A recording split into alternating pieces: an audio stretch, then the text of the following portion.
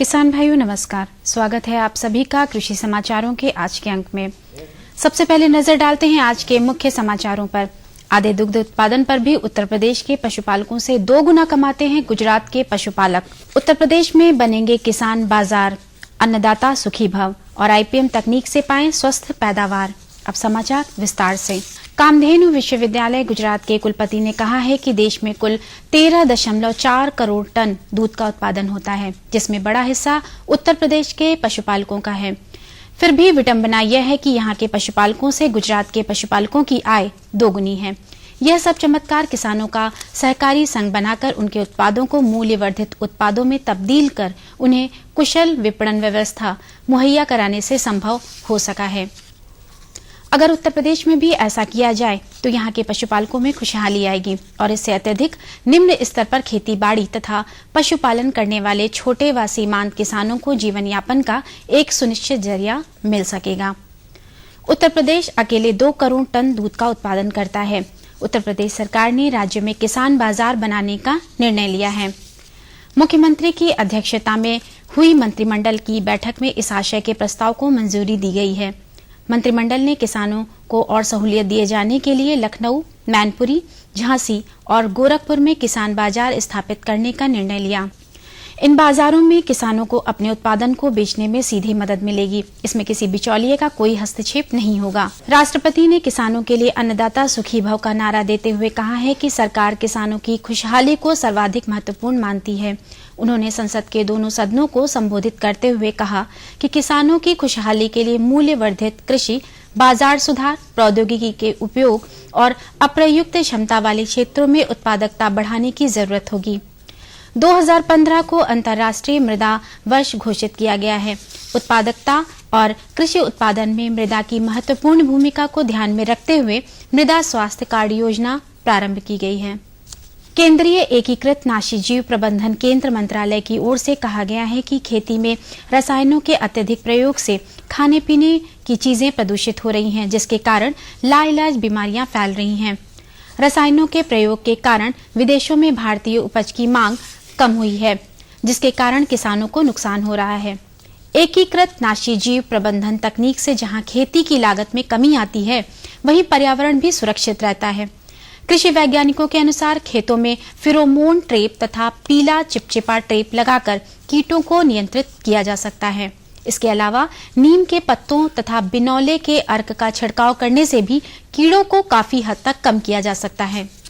और किसान भाइयों, अब बात करते हैं कृषि वैज्ञानिकों के अनुसार इस समय की जाने वाली कृषि गतिविधियों की। रबी की फसलों की बुआई के बाद जो भी खेत खाली रह गए हैं और किसान भाई उनमें जायद के लिए उड़द, मूंग, सूरजमुखी या मक्का की फसल लेना चाहते हों तो वे अब बुआई शुरू कर सकते हैं। उड़द की संपूर्ण उत्तर प्रदेश के लिए संस्तुत प्रजातियों में टाइप 9, नरेंद्र उड़द 1, आजाद उड़द 1, उत्तरा आजाद उड़द 2 व शेखर 2 आदि किस्मों की बुआई का समय 15 फरवरी के बाद शुरू हो गया है। मूंग की उन्नत प्रजातियों में पूसा विशाल, पूसा बैसाखी, PDM 11, SML 32 आदि की बुआई करें। इसी तरह सूरजमुखी की संकुल किस्मों में मॉडर्न व सूर्या तथा संकर किस्मों में KVSH 1, SH 3322, MSFH 17 की बुआई करें। जायद मक्का की संकुल किस्मों में नवजोत, श्वेता, आजाद उत्तम, कंचन व गौरव तथा संकर किस्मों में दक्कन 115, MMH 133, प्रो 4212, X 1123 के अलावा हरे भुट्टे के लिए माधुरी, प्रिया व शिशु मक्का के लिए BL 42, प्रकाश, पूसा, अगेती संकर मक्का 2 की बुआई करें।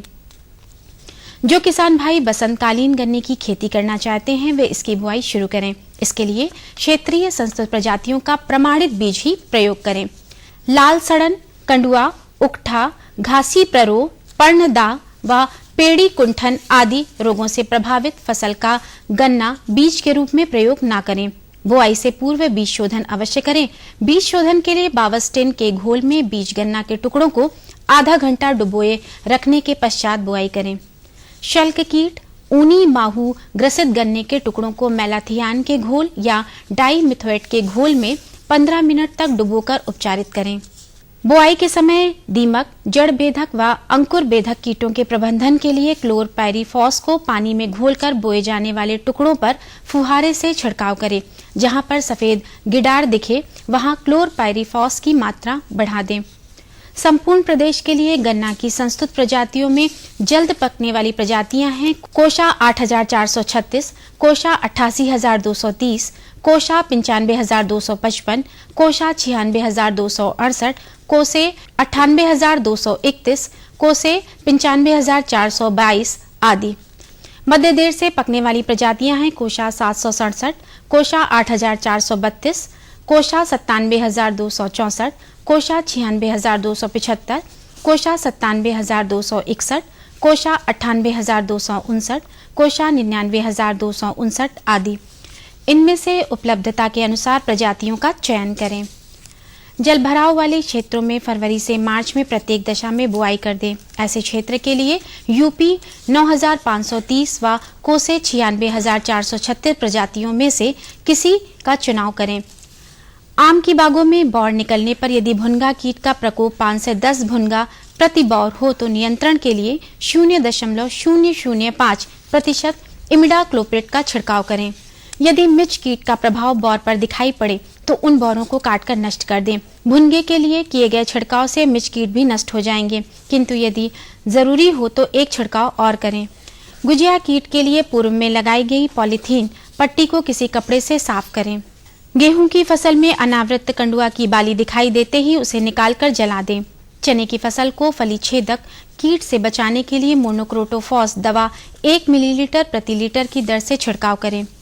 कृषि समाचारों के बाद आइए जानकारी लेते हैं मंडी भावों की।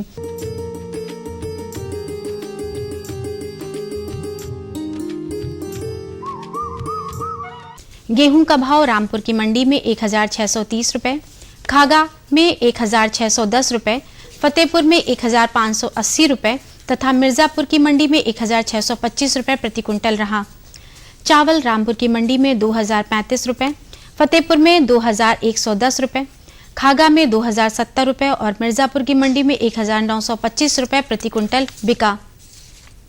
चने का भाव रामपुर की मंडी में 3450 रुपए प्रति क्विंटल, खागा में 3300 रुपए, फतेहपुर में 3425 रुपए तथा मिर्जापुर की मंडी में 3675 रुपए प्रति क्विंटल के हिसाब से बिका। अरहर खागा की मंडी में 4490 रुपए प्रति क्विंटल, फतेहपुर में 4570 रुपए प्रति क्विंटल बिकी।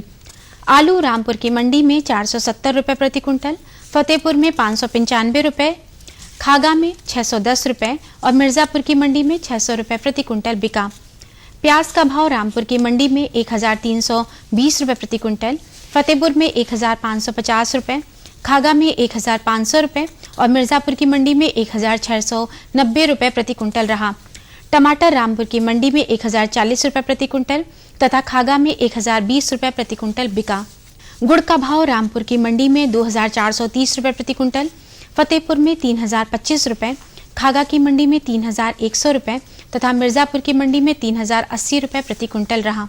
तो किसान भाइयों, ये रहे आज के कृषि समाचार और औसत मंडी भाव। अगले अंक में हम फिर लेकर आएंगे कृषि जगत से जुड़ी नई जानकारियां। तब तक के लिए दीजिए अनुमति। नमस्कार। और बताओ। बस। अरे ये क्या भैया जी, बस इतनी सी रासायनिक खाद? किसानी छोड़ रहे हो क्या? किसानी नहीं, नादानी छोड़ रहे हैं। मिट्टी की जांच कराई है।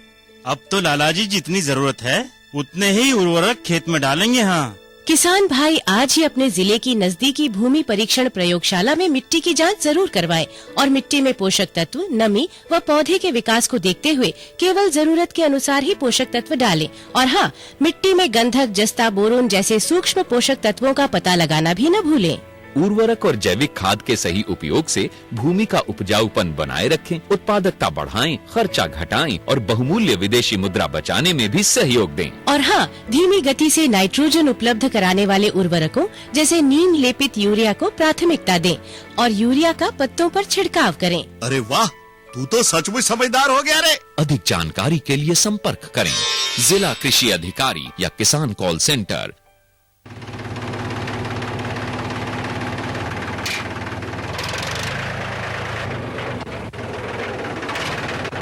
अरे हरकू वाह, बीज, कीटनाशक और आज खाद भी। अरे इतना खर्चा कहाँ से? अरे खर्च की चिंता किसे है, मेरे पास है ये किसान क्रेडिट कार्ड। कार्ड? अरे बैंकों द्वारा जारी इस कार्ड से किसान उसकी सीमा तक की रकम कभी भी बैंक से निकलवा सकता है और खेती बाड़ी की सामग्री कभी भी खरीद सकता है। कर्ज के झंझट से भी छुटकारा और तो और बिजली के बिलों का भुगतान, डीजल इससे खरीदना और आसान हो गया है। तो हर को भैया एक कार्ड मेरे लिए भी। किसान क्रेडिट कार्ड के लिए नजदीकी बैंक से संपर्क करें और पाएं ढेर सारे लाभ। श्यामू भैया, सरकार कह रही है पूर्वी भारत में भी दूसरी हरित क्रांति आएगी। अरे ये तो पंजाब और हरियाणा में हुआ था, यहाँ तो अनाज की पैदावार अब भी कम है। सरकार की बातों में कुछ तो दम होगा, आखिर यहाँ बारिश 3 गुना होती है। चलो वैज्ञानिक का नंबर मिलाते हैं। अरे वाह, आ गए। नमस्ते सरपंच जी। हाँ भाई, उपजाऊ जमीन की कीमत को पहचानो। जरूरत है सिर्फ सही किस्म और तकनीक अपनाने की। पूर्वी भारत में सरकार कम गहरे नलकूप और बोरवेल के निर्माण के लिए सहायता दे रही है। लेकिन सरकार से और मिलेगा क्या? भरपूर मदद, जमीन की तैयारी से लेकर फसल की कटाई तक तकनीकी सलाह। 1000 हेक्टेयर के सैकड़ों क्षेत्रों में चावल और गेहूं के खास प्रदर्शन भी चल रहे हैं। अरे वाह, फिर तो हमारे खेत भी लहला उठेंगे। क्या ये सपना सच होगा? हाँ जरूर, पूर्वी भारत अब हरित क्रांति का अग्रदूत होगा। और हम सब मिलकर कदम बढ़ाएं। खुशबू की फुहार में, स्वाद की बहार में, तरक्की की तानों में, खिलती मुस्कानों में, हरे भरे पौधों में, बड़े बड़े सौदों में, मधुर भिनभिनाहट में, खुशियों की आहट में, बागबानी मिशन में, हमारी चाहत, आपकी मुस्कुराहट।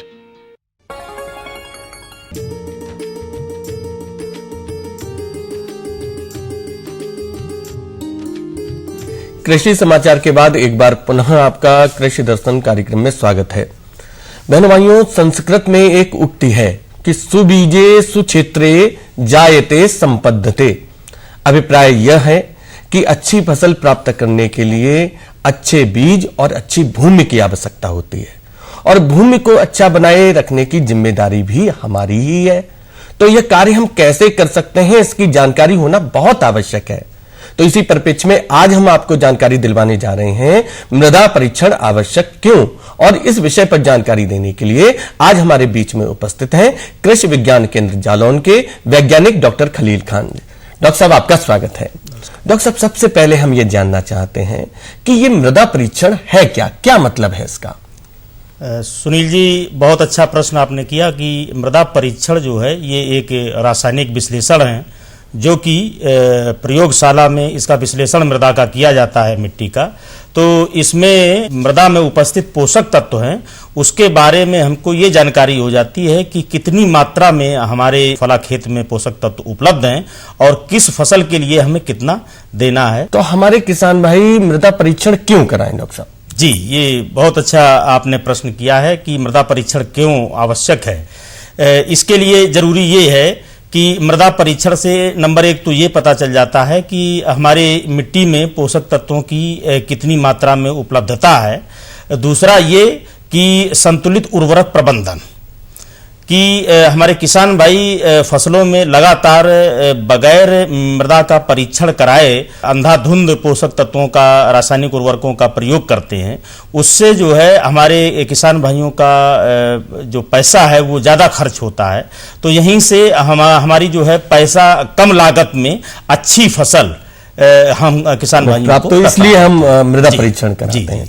डॉक्टर साहब, मृदा परीक्षण है तो इसको कुछ नमूना लेने की कुछ विधि होगी। तो हमारे किसान भाई जब भी अपने खेत में नमूना लेने जाएं तो उसकी क्या विधि है, क्या विधि अपनाएं वो? जी, किसान भाइयों, अगर आप नमूना लेने जा रहे हैं अपने खेत में तो सबसे पहले ये ध्यान देना होगा कि हम किसके लिए मृदा नमूना ले रहे हैं।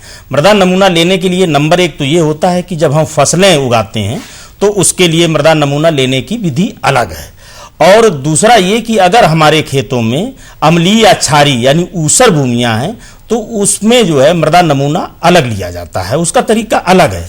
और तीसरा ये होता है कि अगर हम बाग लगाने जा रहे हैं तो बाग लगाने की विधि अलग है। तो इसमें जो है जो फसलें जो हमारे किसान भाई करते हैं, तो उसके लिए अगर मृदा परीक्षण करा रहे हैं तो इसमें 6 इंच गहराई यानी 15 सेंटीमीटर तक गहराई तक जो है वी आकार का गड्ढा हम खोदते अच्छा, हैं। अंग्रेजी का जो अक्षर वी होता है तो उसके आकार का गड्ढा खोल लेते हैं। हाँ जी, वी आकार का गड्ढा खोद करके उसकी जो मिट्टी नीचे तक जाती है उसको हटा देते हैं। इसके बाद खुरपी की सहायता से किनारे से उसमें लगाते हैं और नीचे तक जो है मिट्टी जो उसमें चारों तरफ गिरती है उसको इकट्ठा कर लेते हैं। इसी प्रकार से पूरे खेत में हम देख लेते हैं कि 8 से 10 जगह से सारी मिट्टी इकट्ठा कर लें और सारी मिट्टी को इकट्ठा करने के बाद उसको मिला लें और मिलाने के बाद उसमें ढेर बना लें। ढेर के बाद उसमें एक प्लस का यानी धन का निशान मार दें तो मिट्टी जो है 4 भागों में बढ़ हाँ 4 भागों में जब मिट्टी 4 भागों में बढ़ जाए तो उसको उसमें 2 भाग फेंक दें और 2 भाग अपने पास रख लें। इसी प्रकार से फिर ढेर बनाएं और फिर धन का निशान मारें, 2 भाग फेंक दें और 2 भाग अपने पास रख लें। इसी प्रकार से प्रक्रिया करते रहें किसान भाई। जब मिट्टी आधा किलो रह जाए 500 ग्राम, उस मिट्टी को किसी पॉलीथीन या कपड़े की थैली में रख दें और उसमें जो है विभिन्न प्रकार की जो सूचनाएं होती हैं, जैसे कृषक का नाम, पिता का नाम, ग्राम का नाम, न्याय पंचायत, विकास खंड और ली जाने वाली फसल, ये बहुत जरूरी है सुनील भाई कि अगर किसान भाई अगर ये नहीं लिखते उसमें है कि कौन सी फसल लेने जा रहे हैं तो उसमें क्या होता है कि जब हमारी मृदा परीक्षण के लिए जब रिपोर्ट आएगी तो उसमें जो है जैसे उदाहरण के तौर पर अगर किसान ने जो है ये लिख दिया कि गेहूं की फसल हम लेने जा रहे हैं तो उसमें गेहूं की फसल के लिए संस्तुति लिख करके आ जाएगी कि आपके खेत में इतना पोषक तत्व उपलब्ध है और ऊपर से आपको इतनी यूरिया और इतना डीएपी या फास्फोरस देना पड़ेगा जी। इसमें एक चीज और विशेष ध्यान देने वाली है कि अगर किसान भाई एक की जगह पर 2-3 फसलें लिख दें, जैसे गेहूं, इसके बाद चना, मटर, जो उसके क्षेत्र में हो रही हों फसलें, संभावित फसलें, तो 2-3 लिख दें। क्योंकि कभी कभी ऐसा होता है कि किसान भाई ने एक फसल अगर लिख दी तो वो फसल समय पर बीज ना मिलना या और किसी कारण से वो फसल नहीं बो पाया किसान, उसकी जगह आपने अगर दूसरी बोई जी तो उसकी भी संस्तुत जो वो 2-3 फसलों की संस्तुति इकट्ठे किसान भाई को मिल जाती है, जिससे कि हम अगर कोई एक फसल नहीं ले पाते हैं और दूसरी फसल लेते हैं तो वो हमारी रिपोर्ट जो है जो मृदा परीक्षण विश्लेषण होकर के हमारा जो आता है प्रयोगशाला से, तो वो हमारे किसान भाई के लिए कारगर सिद्ध हो। जी डॉक्टर साहब, ये तो आपने उस भूमि के बारे में बताया जिसमें हम फसलें ले रहे हैं। जो ऊसर बंजर भूमि के लिए किस तरह से मृदा परीक्षण कराएं, क्या विधि हो सकती है? जी, ये प्रश्न बहुत अच्छा है, क्योंकि हमारे उत्तर प्रदेश में काफी भूमियां जो है वो अम्लीय और क्षारीय हैं, यानी कि ऊसर काफी भूमियां हैं। तो ऐसी भूमियों के लिए किसान भाइयों को वही विधि अपनाना है। 6 इंच वी आकार का ही गड्ढा खोदते हैं, लेकिन इसमें जो है 90 सेंटीमीटर गहराई तक ले जाते हैं। अच्छा, इसमें 90 सेंटीमीटर तक। फसलों के लिए 15 सेंटीमीटर तक की मिट्टी लेते हैं, इसमें 90 सेंटीमीटर तक की। लेकिन इसमें सावधानी ये बरतनी है कि 15 सेंटीमीटर के 15 सेंटीमीटर का सैंपल अलग लेना है, फिर 15 से 30 सेंटीमीटर गहराई तक का सैंपल किसान भाई को अलग लेना है, 30 से 60 सेंटीमीटर का सैंपल अलग लेना है और 60 से 90 सेंटीमीटर तक का सैंपल अलग लेना है। 4 सैंपल लेने हैं। जी। और उसमें लिखना पड़ेगा कि 0 से आपने मतलब किस गहराई तक का सैंपल लिया है, ये उसमें प्रदर्शित जरूर जी हाँ, ये उसमें प्रदर्शित। इसी प्रकार से जब हमारे किसान भाई अगर बागवानी करने जा रहे हैं, अगर बाग लगाने जा रहे हैं, तो उसके लिए भी इसी प्रकार से है, लेकिन उसमें 180 सेंटीमीटर तक की मृदा का नमूना लेते हैं। तो उसमें भी यही करते हैं कि 0 से 15 सेंटीमीटर और 15 से 30, 30 से 60 सेंटीमीटर और 60 से 90, 90 से 120 सेंटीमीटर, 120 से 150 सेंटीमीटर और 150 से 180 सेंटीमीटर तक के हम नमूने अलग अलग लेते हैं और उस पे जो है किसान भाइयों को लिख देना पड़ता है, ताकि वो जो है हमारी मिट्टी का विश्लेषण आए तो वो एकदम से एक्यूरेट मतलब पता चल जाए कि हमारे जमीन में कितनी गहराई तक क्या क्या पोषक तत्व उपलब्ध है। जी अच्छा डॉक्टर साहब, इसके लिए क्या कोई विशेष उपकरण बनाया गया है जिससे हम नमूना लें? जी सुनील जी, ये तो प्रश्न हमारे किसान भाइयों के लिए बहुत ही लाभकारी है। किसान भाइयों, इसमें जो हमारा जो उपकरण की आवश्यकता होती है, जब हम मृदा नमूना लेने के लिए जाते हैं तो नंबर एक तो ये कि हमें बाल्टी की एक आवश्यकता होती है। बाल्टी अथवा तसला हो प्लास्टिक का या लोहे का, जो भी किसान भाई को, अगर प्लास्टिक का है तो अति सुंदर है।